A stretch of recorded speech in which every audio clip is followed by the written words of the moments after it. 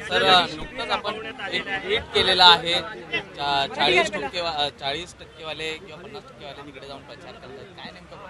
आता आपण पाहिलं असेल आजच महाराष्ट्राचे घटनाबाह्य मुख्यमंत्री मला वाटतं कर्नाटकात गेलेत प्रचारासाठी।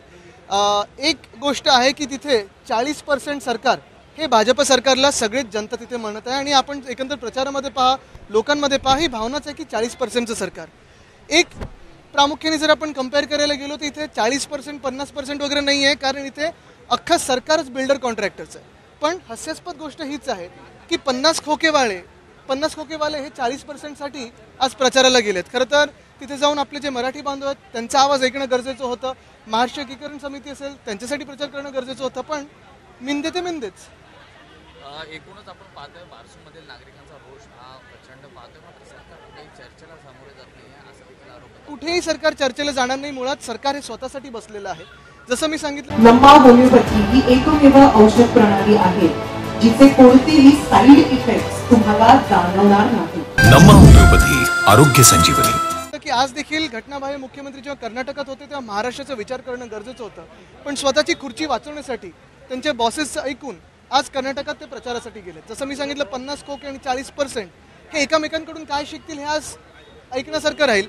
पण महत्त्वाची गोष्ट हीच आहे, आपण पाहत असाल बारसूमध्ये देखील काल उद्धव साहेब जेव्हा बारसूमध्ये होते त्यांनी देखील तिकडच्या अधिकाऱ्यांना सांगितलेलं आहे की माणुसकीचा धर्म पाळून तिथे वागणं गरजेचं लोकांसोबत। उगाच लाठीचार्ज असेल, अश्रुधूर असेल, जसं काल बारसूचा विषय तसा मी काल पुण्यात होतो, वेताळ टेकडी असेल, रिव्हरफ्रंट डिस्ट्रक्शन असेल, हे सगळेच विषय आपण पाहतोय की एकंदर सगळीकडे हुकुमशाहीची राजवट आपल्याला दिसायला लागलेली आहे। कुठेही लोकांचं ऐकून घेणं हे सरकारच्या मनात नाहीये। बारसूचा विषय जर चर्चेने सुटला नाही तर पुढचं पाऊल हे काय असणार आहे? मला वाटतं पहिलं चर्चा तर करावी, कारण हे सरकार किती दिवस टिकेल हे एक पहिली गोष्ट राहिली। दुसरी गोष्ट म्हणजे जे सरकार आमच्या महाराष्ट्रात फिरायला पाहिजे होतं, शेतकऱ्यांच्या बांधावर जायला पाहिजे होतं, किंवा बारसूमध्ये जायला पाहिजे होतं, किंवा पुण्यात जाऊन वेताळ टेकडी असेल, रिव्हरफ्रंट डेव्हलपमेंट असेल, अजूनही वन नागपूरमध्ये असेल, ह्याच्यावर तिकडच्या स्थानिक जनतेबरोबरची चर्चा करायला पाहिजे होती। आपण बघताय की प्रचारामध्ये व्यस्त आहे, म्हणून सामान्य जनतेचे प्रश्न ऐकून न घेणं आणि प्रचारात व्यस्त राहणं हे आजचं धोरण दिसतं। वज्रमूठ सभेवरनं देखील प्रश्न उपस्थित होत आहेत। वज्रमूठ सभा ही संपलेली आहे, यापुढे कुठली वज्रमूठ सभा ही होणार नाही महाविकास आघाडीची असे आता विरोधक म्हणू लागलेले आहेत। आता विरोधकांना एवढा धक्का बसलेला त्या वज्रमूठ सभेचा की त्यांच्या मनात ही कदाचित इच्छा असावी, पण वज्रमूठ सभा ही उन्हाळ्याच्या नंतर, कारण आपण पाहिलं असेल जे खारघरमध्ये झालं एकदम ढिसाळ नियोजन ज्याच्यामुळे होतं, कदाचित घटनाबाह्य मुख्यमंत्र्यांची वेळ असेल, काही असेल, त्यांनी स्वारींवरच ढकलून दिली जबाबदारी। तरी देखील जे काही घडलं तिथे तसं कुठेही घडू नये म्हणून आम्ही उन्हाळ्यात ते सभा पुढे ढकललेले आहेत। उद्धव साहेब बारसू येथे गेले होते आणि यानंतर आता राज ठाकरे असतील, मुनगंटीवार असतील, ते देखील सवाल उपस्थित करत आहेत। पक्षाची नक्की तुमची भूमिका काय आहे? कारण की आमदार एक वेगळं बोलतात। बिलकुल नाही, काल आपण आमदारांना देखील पाहिलं असेल, ही भूमिका स्पष्ट आहे की नाणार जेव्हा तिकडच्या लोकांना नको होता, आपलं सरकार आलं महाविकास आघाडीचं आणि आपण जनतेचं ऐकून नाणारला तिथून हलवलं। तसंच नंतर महाराष्ट्रातून रिफायनरी जाऊ नये म्हणून एखादा प्रयत्न करत होतो, त्याच्यात जर तिकडच्या स्थानिक जनतेला पटलं तर बारसू म्हणून बारसूसाठी पत्र लिहिलेलं।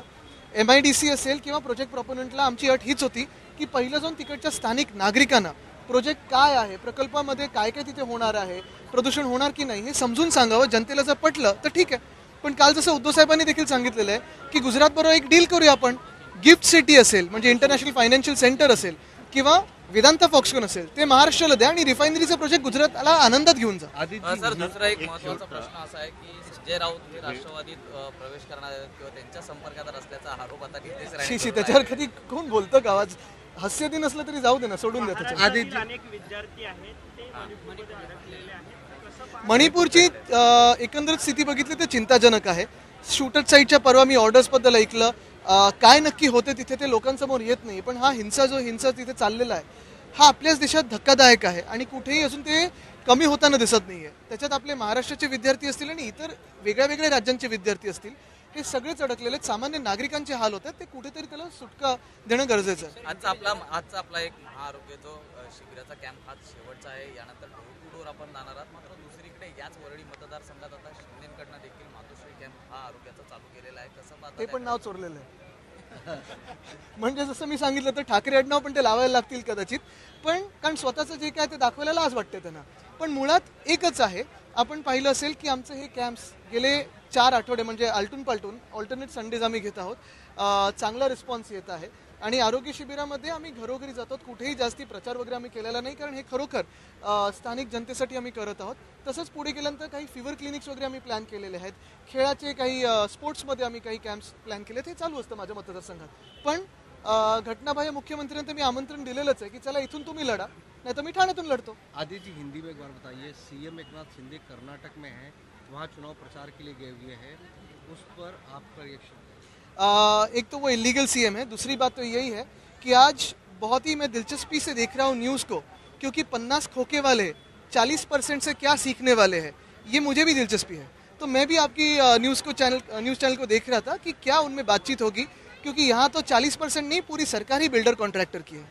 एक चीज़ और ये है कि जो कुछ एनसीपी में हुआ उसके बाद वज्रमुठ सभा की तारीखें आगे बढ़ गई, तो क्या एमबीए पर उसका असर पड़ेगा? जो सभाएं रद्द हुई है, कैंसिल हुई है? बिल्कुल नहीं, किसी भी अंतर्गत मामले पे हम बात नहीं करते, लेकिन यही बात है कि अगर आपने देखा होगा जो खारगर में बात हुई, एक हादसा हुआ, उसके बाद हमने यही तय किया था कि अब आप देख रहे हो कि हीट वेव्स तो पूरे महाराष्ट्र में, देश में है, तो संविधान को जो हमारा रक्षण की जो बात होती है उसे ही लेकर हम जो सभाएं ले रहे थे उसे ये समर के बाद ले. मणिपुर जल रहा है, यहाँ के भी स्टूडेंट्स वहाँ पर फंसे हुए हैं, लेकिन मणिपुर की बात है बहुत ही चिंताजनक है. मणिपुर में जो हिंसा हो रही है वो काफ़ी चिंताजनक है. यहाँ के स्टूडेंट्स हैं, महाराष्ट्र के अन्य सारे राज्यों के स्टूडेंट्स हैं, कहीं ना कहीं ये हिंसा रुकनी चाहिए और जो केंद्र सरकार है उनके ध्यान वहाँ आकर्षित होना चाहिए. आज सीएम का भी एक बयान आया है, आदित्य जी, अभी सीएम का भी एक बयान नहीं, हमारे जो यहाँ के जो इलीगल सीएम है वो कर्नाटक में प्रचार करने जाते हैं, दिल्ली में अक्सर जाते हैं, कभी असम में जाते हैं, हर एक राज्य में जहाँ जहाँ ऊपर के बॉस बोलते हैं वहाँ जाते हैं, क्योंकि वो कुर्सी के पीछे है. अगर आप देखें तो जनता की आवाज़ उन्हें सुनाई नहीं देती है. बारसू में हो या फिर पूना में हो, विताल टेकड़ी की बात हो, या रिवर फ्रंट डिस्ट्रक्शन की बात हो, नागपुर में अजनीवन की बात हो, मुंबई में आरे की बात हो, ये काफ़ी सारी जो बातें हैं, जनता की जो आवाज़ें हैं, जो आंदोलन चल रहे हैं, वो दिखते नहीं है, क्योंकि वो जनता के सीएम है ही नहीं, वो खुद के लिए और खुद के पद के लिए सीएम बन रहे हैं. मणिपुर में जिस प्रकार हम देख रहे हैं, जहाँ जल पूरा लॉ एंड ऑर्डर खराब, कहीं ना कहीं सरकार की लापरवाही के चलते हो रहा है कि 3 गुट आपस में जल रहा है. मुझे लगता है कि ये है कि जैसे मुंबई महाराष्ट्र के कई स्टूडेंट्स वहाँ पर हैं जो फंसे हुए हैं और शूट एट साइट का ऑर्डर है, तो कई लोग चिंतित हैं कि उनके बच्चों का भविष्य क्या होगा. एनआईटी जैसे बड़े कॉलेजेस में पढ़ रहे हैं, तो ऐसे बच्चों को इवैक्यूएट करने के लिए महाराष्ट्र सरकार से आप किस तरह से बात? महाराष्ट्र सरकार में है कौन? आज तो वो व्यस्त है पूरे दिन कर्नाटक में, आज भी कल भी शायद व्यस्त रहेंगे. पूरा देश अगर आप देखें तो कर्नाटक के चुनाव में व्यस्त है. जो जिनकी जिम्मेदारी है वहाँ का हिंसा रोकने की, वो आज तो शायद कर्नाटक में होंगे. लेकिन यही बात है कि महाराष्ट्र के जैसे वहाँ विद्यार्थी है और अन्य सारे लोग हैं, वहाँ की भी जनता जो है मणिपुर की, मुझे उनके बारे में भी आज चिंता है, क्योंकि वो भी इसी हिंसा के आप देख रहे हो कि बलि बन रहे हैं. यही डरावनी बात है, यही डर की बात है कि ये हिंसा कहीं ना कहीं अभी रुका नहीं, तो उसका आगे क्या हो सकता है, यही बात सोचनी. आदित्य जी, अभी एक बयान आया है सीएम का, उन्होंने कहा कि उन्होंने कौन से सीएम? यहाँ के एकनाथ शिंदे सीएम या दूसरे सीएम, डीसीएम? नहीं, एकनाथ शिंदे का बयान आया है. उनका ये कहना है कि मणिपुर में जो छात्र फंसे हुए उसके लिए चीफ सेक्रेटरी को बोला गया है, चार्टर्ड प्लेन के जरिए छात्रों को लाया जाए, और साथ ही साथ उन्होंने वहाँ के छात्रों से बात भी की है, जिसमें वो खुद बता रहे हैं कि छात्र डरे हुए हैं. क्या इस मामले में महाराष्ट्र सरकार मैं उनसे यही देरी से उठाया गया कदम? नहीं, मैं उनसे यही विनती करूंगा, क्या है कि मिंदे सरकार को लोग भगाने की एक आदत है. अगर आपने देखा होगा तो 40 लोग यहाँ से कैसे भगा कि सूरत लेके गए, गुजरात लेके गए, गुवाहाटी लेके गए. तो यही यंत्रणा का इस्तेमाल करें जैसे उन्होंने किया था, और वहाँ के जो फंसे लोग हैं उनकी मदद करें. लेकिन आप देखें तो अगर यही एक सीरियस बात है कि आज भी उन्होंने कहा है कि चीफ सेक्रेटरी को कहाँ गया है. चीफ सेक्रेटरी साहब और सारी जो हमारी यंत्रणा है वो तो काम कर रही है, लेकिन अगर आप देखें तो सीएम साहब तो व्यस्त है.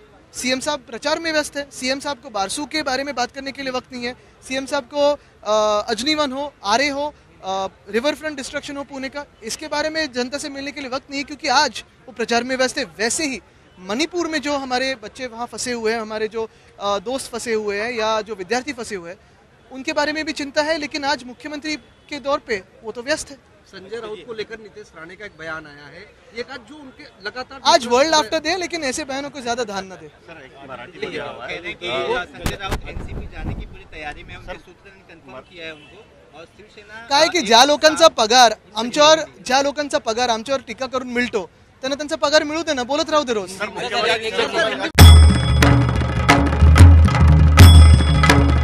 भंडाऱ्याची उधळण म्हणजे